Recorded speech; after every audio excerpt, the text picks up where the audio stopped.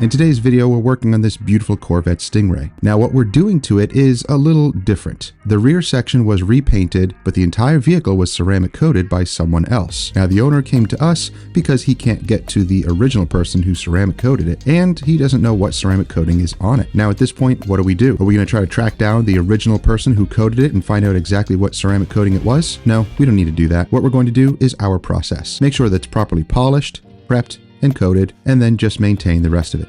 So basically the whole rear end, the whole bumper, cutting off right there at that line and doing, I'm probably going to do the spoiler, but doing this whole section here and everything in the back all the way underneath. And yeah, we'll remove the license plate as well. But let's start washing it and see how the coating is doing. And again, I have no idea what coating this is, but let's see how it responds.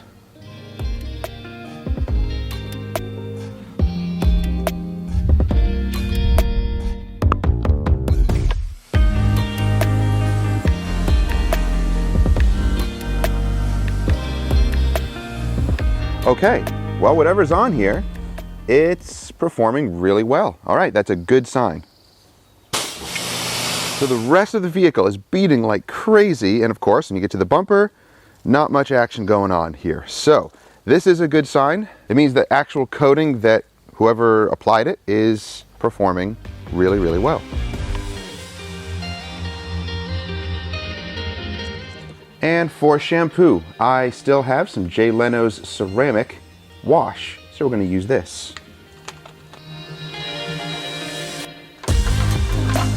Now, when we're working on any ceramic coated vehicle, our process is pretty simple because maintaining a ceramic coated vehicle is one of the easiest things to do in the detailing world. Using a good quality shampoo, it doesn't have to be necessarily a ceramic type shampoo, but a gentle pH neutral shampoo is totally fine. And even on the wheels and tires, we don't have to be too aggressive. The most aggressive cleaner is probably the tire cleaner. Now just making sure to be gentle on the paint, using nice microfiber mitts and then microfiber towels to dry it, or blow drying the paint is actually preferred. And then just use some sort of topper if you want.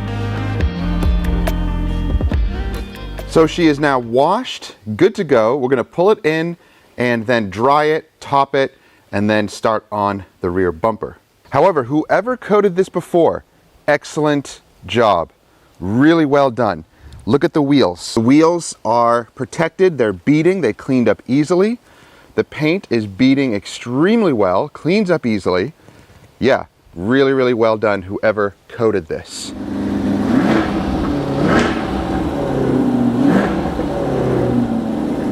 So with it pulled in, we're going to top it now with Crush.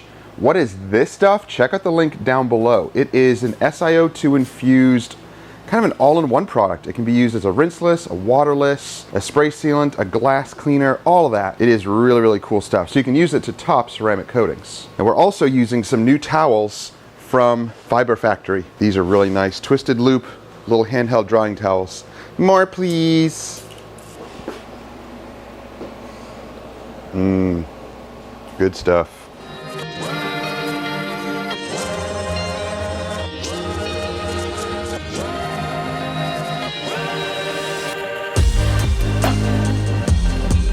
I see you have your ear protection on because drying with microfiber towels is very, very loud. So use ear protection when you are drying with microfibers. But this stuff is very glossy, very slick. It is nice stuff. Paired with some really good drying towels, she is looking beautiful.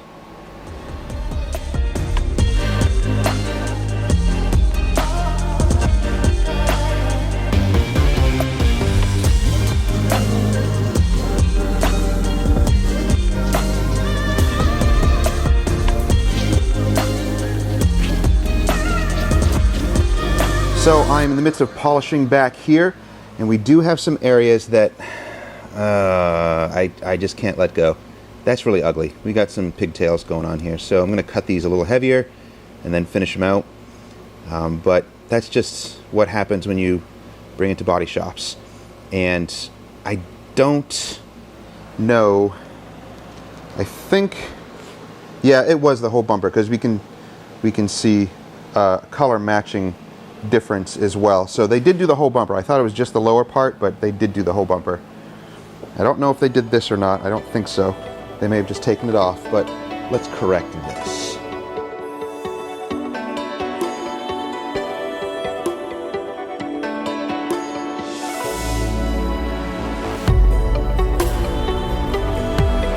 That is much better. It's still a little bit there. I'll hit it again, but you can see way, way better.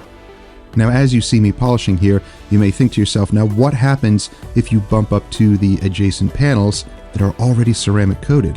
Aren't you going to polish away that ceramic coating? And if so, are you going to have to reapply the same ceramic coating? Is the ceramic coating I'm going to apply going to cause any issues with the other ceramic coating that's on there? Let me explain in just a moment.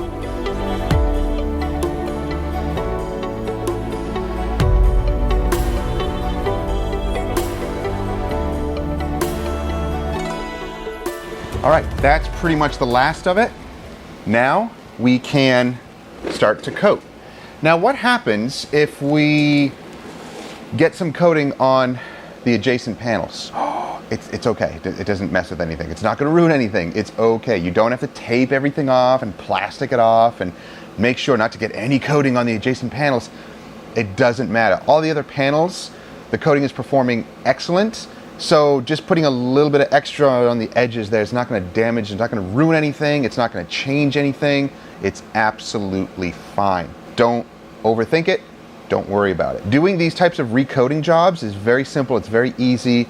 You don't have to be afraid. It's okay if you get stuff into other panels. Even polishing a little bit, you know, an inch or so into the other adjacent panel, it's not going to ruin anything. We're going to coat right over that anyway. So don't overthink that stuff. You will get your brain in a bind if you start overthinking and trying to come up with these weird rules, and don't worry about that. Don't overthink it. Polishing and coating is a lot easier than you think. So once you start getting into it, you will see what I mean. Just use common sense. And if you need to reach out for questions, feel free to ask. Feel free to comment down below. You can reach out by email or even call or text, and I'll find the time to answer your questions. If you want training, we can do one-on-one training, or we can even do online training. And I can even demonstrate things here in the shop if you want to do that. So let me know down below. If you want that type of training, basically it's more like confidence building and just getting some questions answered and maybe seeing it on camera live, basically. That way you can ask questions and I can explain and show you things.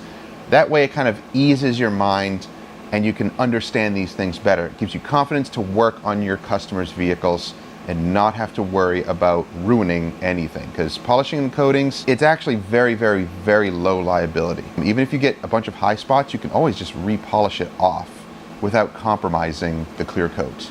Oh, and by the way, we're using Dr. Beasley's NSP 45, their primer polish. It's my primer polish of choice for any ceramic coatings. If you want, oh, I was holding it the other way, whoopsie, sorry. So if you have questions about this stuff, feel free to reach out and I'll answer your questions. Okay, here is the easy, fun part, the actual application. Now I'm going to be using G-Technics Crystal Serum Light. This is actually rated at a 3 to 5 year coating. You can actually get up to 5 years with this coating. In fact, G-Technic accredited detailers can warranty this up to 5 years. And I know, I've talked about warranties before. I'm not a big warranty seller or anything like that. But if well maintained, yeah. And usually when I say well maintained, and getting up to that 5 year durability, and with any coating, if they say it can get this much of durability and this much durability, this many years, that really kind of is in the perfect situation with the perfect conditions. And I mean, you know, the person is washing it themselves by hand. If it's driven daily, it's either garage kept or under a carport or something like that. So kind of away from the weather mostly. Those are the type of conditions that you will get the best performance out of, and that's kind of obvious. But if it's a daily driver, you're not washing it that often, it just sits out in the street or just sits out in the yard and it's under trees and it's in the sun all the time, are you going to get your, you know, durability out of it?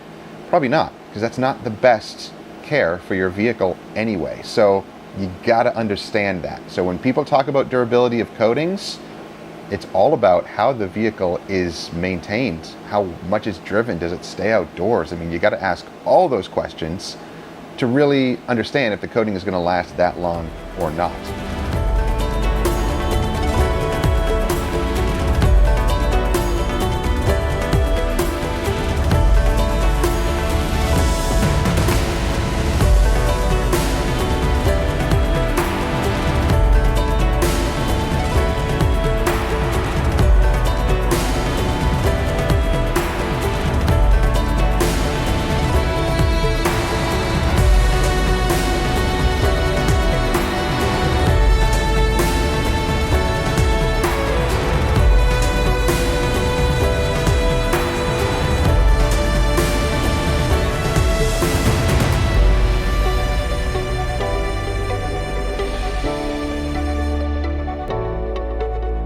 Alright, so the C8 is now done. The rest of it was wiped down, wheels and tires were cleaned and dressed up, the entire back end polished and coated.